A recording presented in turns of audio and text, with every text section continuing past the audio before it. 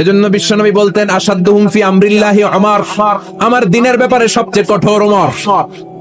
বিশ্বনবী বলতেন আমার পরে কোনো নবী নাই, কোনো রাসূল নাই, তবে আমার পরে যদি কেউ নবী হতো আমার ওমর নবী হয়ে যেত।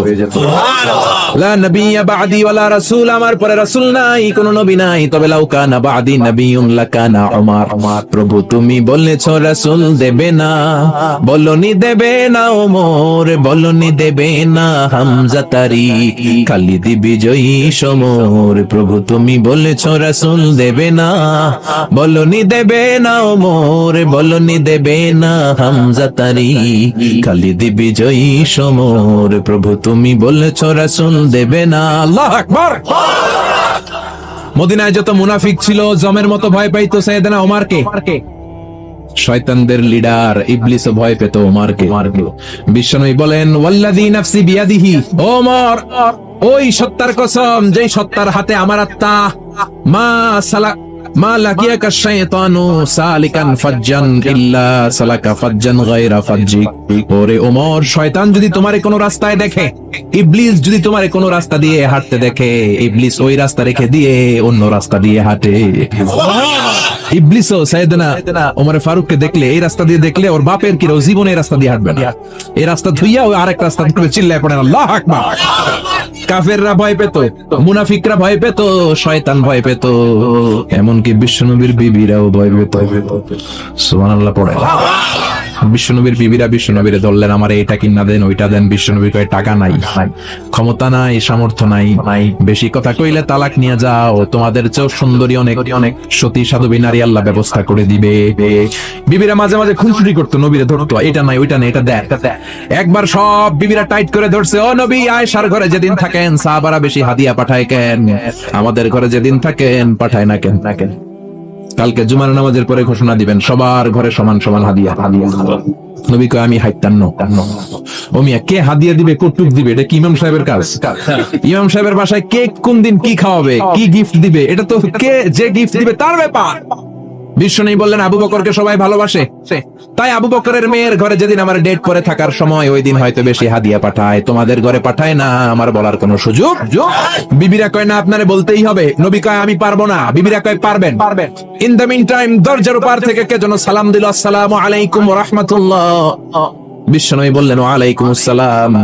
বিশ্বনবী বুঝতে পারলেন সালামটা আমার ওমরের সালাম। বিশ্বনবী সালামের উত্তর দিয়ে বিবিদের দিকে তাকায় দেখে একটা বিবি ওর সামনে নাই, সব উধাও ভ্যানিশ হয়ে গেছে। ওমর সুবহানাল্লাহ পড়বেন না? এই জন্য ওমরকে শয়তানও ভয় পেত। আমাদের বাচ্চাদেরকে, আমার মেয়ে একটা মাত্র মেয়ে, খাইতে চায় না, শুধু আমার মেয়ে না, অধিকাংশ বাচ্চাদের এই অবস্থা। ওরা আম্মু দিক দিয়ে খাওয়ায়, আবার দৌড় দেয়, আবার আমি খাওয়াই, আবার কান্নাকাটি করে, বলে গল্প শোনাও, তাইলে খাবো। এখন গল্প শোনাইলেও খায় না। বর্তমান সময়ের ছেলে মেয়েগুলো এরকম, এত জ্বালাতন করে, খেতে চায় না তো বলতে হয় বাঘ আসবে বাঘ, সিংহ আসবে সিংহ, সিংহ মামা আসবে, ঘুমাও ঘুমাও, এগুলো আমরা বলি না? বড় দোষী আপনারা কি বলেন? বাচ্চা যদি না ঘুমায় না খাইতে চায় এগুলোই তো বলে। বাঘ আসবে, বিড়াল আসবে। মদিনাতে ওমরে ফারুক যখন খলিফা, মদিনার কোন বাচ্চারা যদি না খেতে চাইতো, না ঘুমাইতে চাইতো, মদিনার মায়েরা বলতো তাড়াতাড়ি ঘুমাও, ওই যে ওমর আসতেছে ওমর। আল্লাহু আকবার। কি শাসক ছিলেন সাইয়েদনা ওমর! সবাই সমান, উনার বিধান উনার রীতি সবার জন্য সমান। মদ খাওয়ার অপরাধে নিজের কলিজার টুকরা ছেলে আবু শাহমাকে 80টা বেত মেরেছে। হাদিসটা দাঈফ, তবে শিক্ষা আছে আমাদের জন্য। 80টা বেত মেরেছে। এক রাওয়াতে পাওয়া যায় বেত মেরে ছেলেটাকে আহত করে ফেলেছে, আর এক রাওয়াতে পাওয়া যায় পিটাতে পিটাতে ছেলেটাকে দুনিয়া থেকে শেষ করে ফেলেছে। ছেলের মুখে গন্ধ পেয়েছে। আর শারিবতা খামরান, এর মদ খাইছোস? কয় না বাবা, শারিবতু নাবিজ, আমি নাবিজ খেয়েছি। নাবিজ খাওয়া যায়। নাবিজ হচ্ছে রাতের বেলা আরবরা দুধের মধ্যে শক্ত খুরমা ছেড়ে দেয়। 1 কেজি দুধের মধ্যে 10টা শক্ত খুরমা ছেড়ে দিলে সকালবেলা দুধের কালারটা সাদা থাকে না, শক্ত খুরমার রস টেনে ওটা লাল হয়ে যায়, খেতে বড় মজা। এটাকে বলে নাবিজ। কিন্তু সকালেই খেতে হবে। ওইটারে যদি 3 দিন জমায় রাখেন, 4 দিন জমায় রাখেন, ওইটাও গাঞ্জা হয়ে যাবে, ওইটাও তারি হয়ে যায়, মদ হয়ে যায়। সাইয়েদনা ওমরের ছেলে এই কাজ করেছেন, একটু তারির স্বাদ নেয়ার জন্য 4 দিন রেখে দিয়েছে। সাইয়েদনা ওমর বললেন কি খাইছস? কয় মদ খাই নাই। নাবিজ খাইছস? এদিকে আয়। ইফতাহ ফামাক, মুখ খোল। হা করার পরে মুখের সামনে নাক নিয়ে গন্ধ দেখে মদের গন্ধ, কলারটা ধরে মসজিদে নববীতে নিয়েছেন। ইন দা মিন টাইম মসজিদে নববীতে জোহরের নামাজ হয়। নিজের ছেলেকে মসজিদে নববীর উস্তুয়ানা বলে, উস্তুয়ানাতু মসজিদে নববী, মসজিদে নববীর পিলারে বেঁধেছেন। যেহেতু উনি খলিফা, মসজিদে নববীর ইমাম, জোহরের নামাজের ইমামতি করলেন। সালাম ফিরালেন, আসসালামু আলাইকুম ওয়া রাহমাতুল্লাহ, আসসালামু আলাইকুম ওয়া রাহমাতুল্লাহ। সালামের পরে বললেন, মাকানাকুম ইনদানা হাদ, সুন্নতের পর বসে যাবেন, আমাদের একটা হদ আছে। আল্লাহর দেয়া যে বিধান, বিচার, এটাকে আরবিতে বলে হাদ, প্লুরাল হচ্ছে হুদুদ।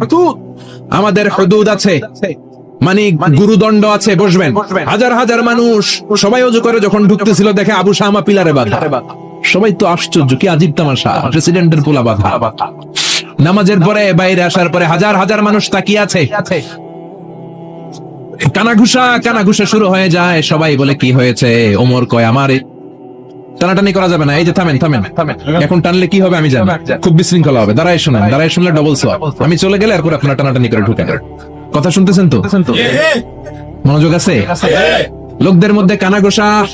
প্রেসিডেন্টের ছেলে, কেউ কয় ওমর মনে হয় মারবে না, যেহেতু নিজের ছেলে তো একটু ধমকি দিয়ে ছেলে দিয়ে। কেউ বলে না, ওমর তো এত সহজ মানুষ না, মদের বিচার তো 80টা বেদ, মনে হয় 40টা মারবে। কেউ কয় না, 80টাই মারবে। ওমর চেয়ারে বসে জল্লাদরে ডাকলেন, বললেন, ইবদা বিসমিল্লাহ, নে চাবুক শুরু কর। বাইতুল মাল থেকে শক্ত সাইজের একটা চাবুক আনবি। জল্লাদ চাবুক এনে দাঁড়ালেন। ওমর বললেন, ইবদা বিসমিল্লাহ, শুরু কর। জল্লাদ মারতে শুরু করেছে, ওয়াহিদ, ইতনাইন, তালাতা, 3টা মারার পরে এক থাপ্পড় মেরে জল্লাদকে 3 হাত দূরে ফেলে দিলেন। ধমক দিয়ে বললেন, তুই চাবুক মারস নাকি চাকরি বাঁচাস?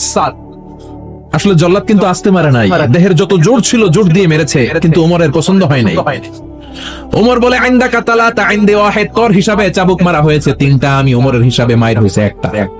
চাবুক আমার হাতে দে, আমি 2 নাম্বার থেকে শুরু করি। ওমরে ফারুক 2 নাম্বার শুরু করলেন, 2, 3। এক একটা চাবুক মারে, ছুপ করে চামড়া ছিলে, রক্তগুলো মসজিদে নববীর বারান্দার পিলারের মধ্যে লাগে। ওমরের যে শক্তিশালী দ্বিতীয় কোন পুরুষ মদিনার জমিনে ছিল নাকি? ওমরের হাতের মাইর। ছেলেটা চিৎকার দিয়ে বলে, বাবা, ও আব্বা, আর মদ খাবো না, ছেড়ে দেন, আর খাবো না। মদ তো আমি খাই নাই, আমি খেয়েছি নাবিজ, 3-4 দিন রাখার কারণে একটু মাতলামি হয়েছে আমার। আব্বা, এবারের জন্য ছেড়ে দেন, আর খাবো না। ওমরের কঠোর হৃদয়ে কোনো দয়া মায়া আসে না, মারতে লাগলেন। এবার আবু শাহামার মা, ওমরের বউ, পায়ের মধ্যে ওমরের পায়ে পড়ে ডেকে বলে, ও ওমর, আমার কলিজার টুকরা ছেলেটারে মারিস না। 30টা বাড়ি মারা হয়েছে, আর বাকি 50টা বাড়ির জন্য এক একটা চাবুকের বিনিময়ে আমি এক একটা উট আল্লাহর রাস্তায় সদকা করবো রে ওমর। সাইয়েদনা ওমর বলে, আরে নিয়ে যাও। আবু শাহামার মা উট দিয়ে আল্লাহর জাইন, চাবুকের বাড়ি থেকে একটা বাড়িও কমানো যাবে না, 80টা বাড়ি দেয়া পর্যন্ত পৃথিবীর কোন শক্তি আবু শাহামারে আমার হাত থেকে ছুটাতে পারবে না। আবু শাহামার মা কাঁদতে লাগলো। ওমরের মনে দয়া মায়া হয় না। 40টা বাড়ি মারার পরে ছেলে বেহুশ, 50টা মারার পরে আবু শাহামা দুনিয়া থেকে শেষ। সবাই নিস্তব্ধ, নীরবতা, পিন ড্রপ সাইলেন্স, পিন পতন নীরবতা। রাগে তখনও গড়গড় করছে ওমা। সাইয়েদনা ওমর বললেন, গোসল দে, জানাজা দে, কবর দে। কবর দেওয়ার পরে ওই কবরের উপর 51 নাম্বার থেকে মারা শুরু করলেন। 52, 53, 60টা, 70টা, 80টা চাবুকের বাড়ি কবরের মধ্যে, বিশাল বিশাল বড় বড় বাড়ি মেরে আঘাত করে আল্লাহরে ডেকে বললেন, আল্লাহ, আমার ছেলে হওয়ার কারণে, প্রেসিডেন্টের ছেলে হওয়ার কারণে আমি পার্সিয়ালিটি করি নাই, একটা চাবুকের বাড়িও কম দেই নাই। কিয়ামতের দিন তুমি আমারে জালিমদের কাতারে দাঁড় করাতে পারবা না। আল্লাহু আকবার। ওই ওমরের শাসন যদি দেশে থাকতো, দেশটারে মদিনা বানাইতো কে? এখন রিকশাওয়ালার পোলার জন্য এক নিয়ম, প্রধানমন্ত্রীর পোলার জন্য আরেক নিয়ম, কুলিওয়ালা ঠেলাওয়ালার জন্য এক নিয়ম, প্রেসিডেন্টের মেয়ের জন্য আরেক নিয়ম। জোরে বলেন ঠিক কিনা? সবার জন্য যদি এক নিয়ম হতো, চুরি করলে যদি হাত কাটা হতো, জিনা করলে যদি পাথর মেরে গর্দানটা উড়িয়ে দেয়া যেত, বাংলার জমিনে আর কোনো চোর আর জিনাখোর পাওয়া যেত না। চুরি করলে হাত কাটো কার আইন? তবে এটা কলা চোর, মুরগি চোর, ডাব চোর, আম চোর না। যেই চোরগুলো একটা কলমের সিগনেচারের খোঁচায় দেশের 1000 কোটি টাকা মেরে দেয়, ওই চোরদের হাত আগে কাটতে হবে। যেরকম ঠিক কিনা? এক কলমের খোঁচায় শেয়ার বাজার খাইয়া ফেলায়, হলমার্ক খাইয়া ফেলায়, দেশের টাকা সুইজারল্যান্ডে পাঠায়, ওই চোরগুলার হাত। জোরে বলেন ঠিক কিনা? এজন্য বিশ্বনবী বলতেন, আসাদুহুম ফি আমরিল্লাহি উমর, আল্লাহর দিন বাস্তবায়নে সবচেয়ে কঠোর সাহাবী ছিলেন উমর। আবু বকর ছিলেন নরম, উমরের মেজাজকে গরম বানাইছে কে? এই জন্য ইসলামের মধ্যে যেমনি সহনশীলতা আছে, আবার ইসলামের মধ্যে বিদ্রোহ আছে না নাই? অন্যায় দেখলে থামিয়ে দেওয়ার দরকার আছে।